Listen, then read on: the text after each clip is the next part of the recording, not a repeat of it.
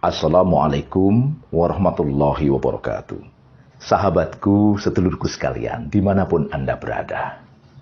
Rakyat Indonesia saat ini diibaratkan seperti jatuh kemudian tertimpa tangga. Dalam kondisi beban hidup yang berat di tengah kondisi pandemi COVID-19 seperti sekarang.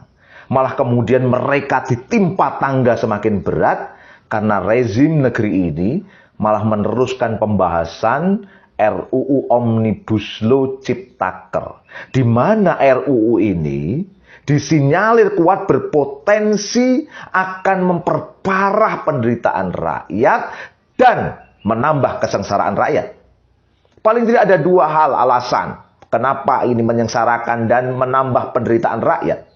Yang pertama, RUU Ciptaker Omnibus Law ini bernafaskan bercorak liberalistik. Melalui RUU ini nanti, liberalisasi dan privatisasi sektor migas dan minerba akan semakin parah.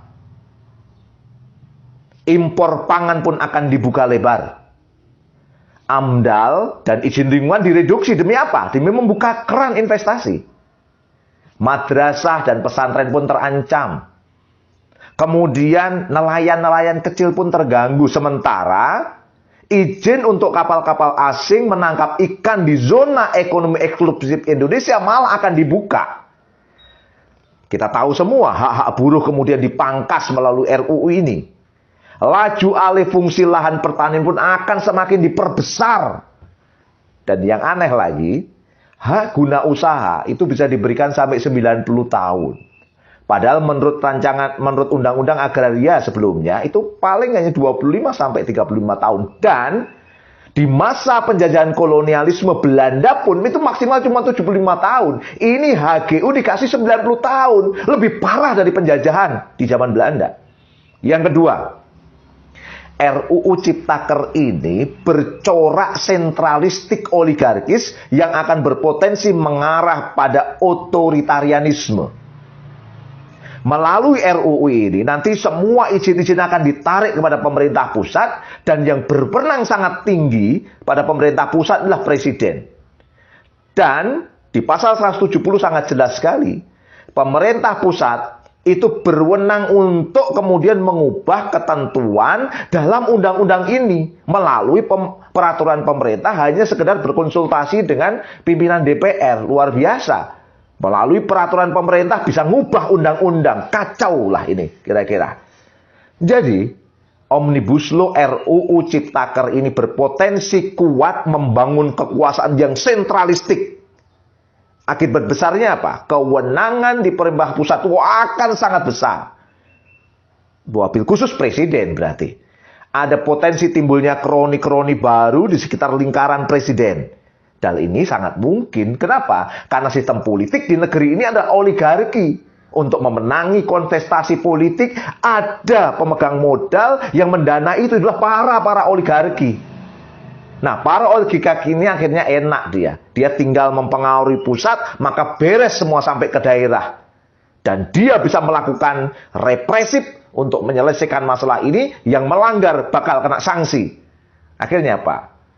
RUU Ciptaker Omnibus Law ini sentralistik, oligarkis, yang ujungnya otoritarianisme. Dua hal inilah yang jelas-jelas akan menyengsarakan rakyat. Paling parah lagi, banyak pasal-pasal yang telah dianulir oleh Mahkamah Konstitusi dimasukkan lagi dalam rancangan undang-undang ini. Kalau seperti ini, kita tahu, MK itu penafsir konstitusi. Kalau kemudian rezim ini melalui RUU ini memasukkan hal-hal yang telah dibatalkan oleh MK, berarti dia berani mengangkangi konstitusi. Dia berani melanggar konstitusi. Pertanyaannya, yang seperti ini siapa yang mau nangkap karena dia melanggar konstitusi? Tidak ada.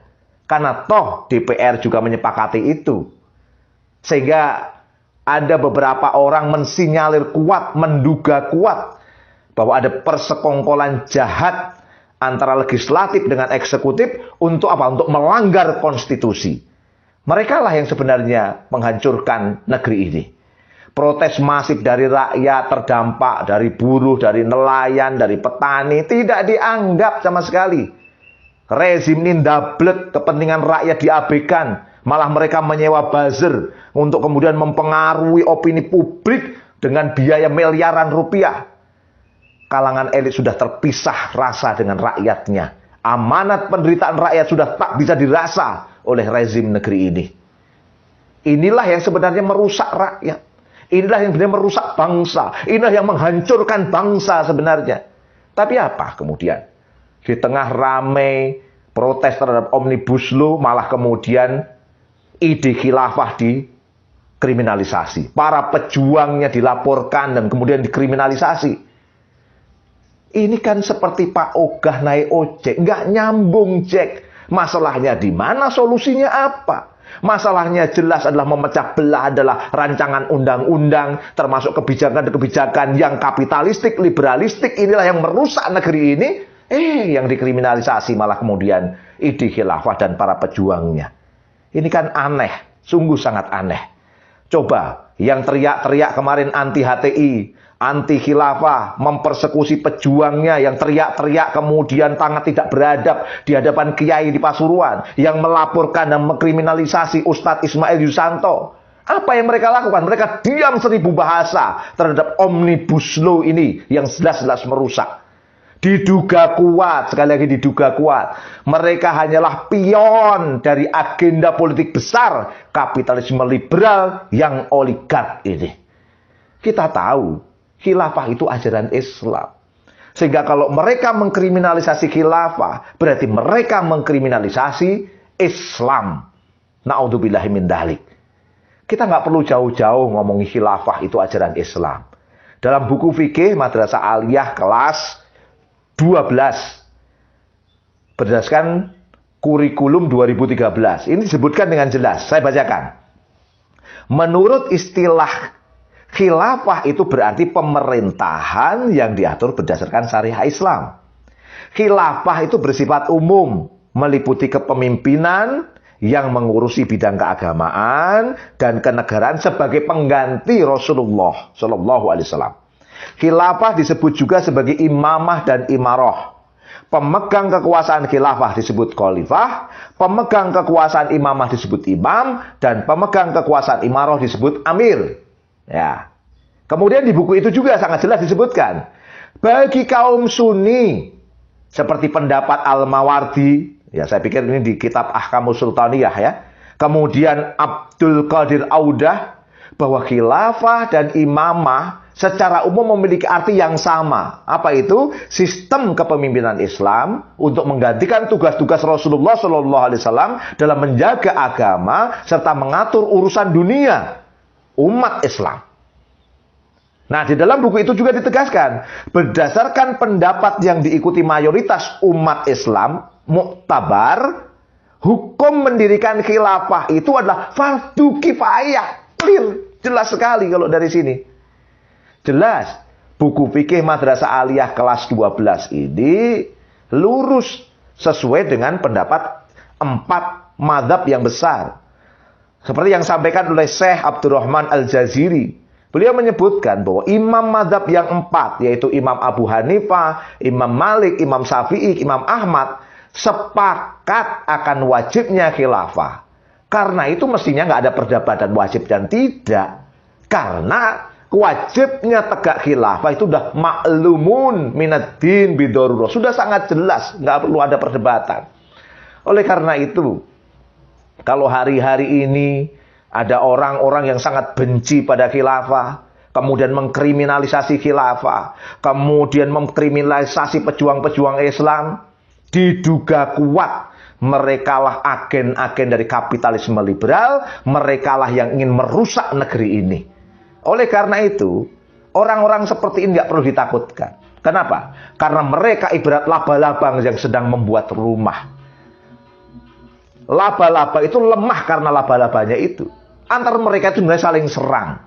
Antar pasangan bisa saling membunuh, antar kawan dan teman bisa saling menelikung. Itulah laba-laba. Dan rumah yang mereka bangun itu sangat-sangat lemah, nggak bisa melindungi mereka dari matahari, nggak bisa melindungi mereka dari rumah. Sepertinya jejaring-jejaringnya sangat kuat sekali, tapi mereka mudah dirusak.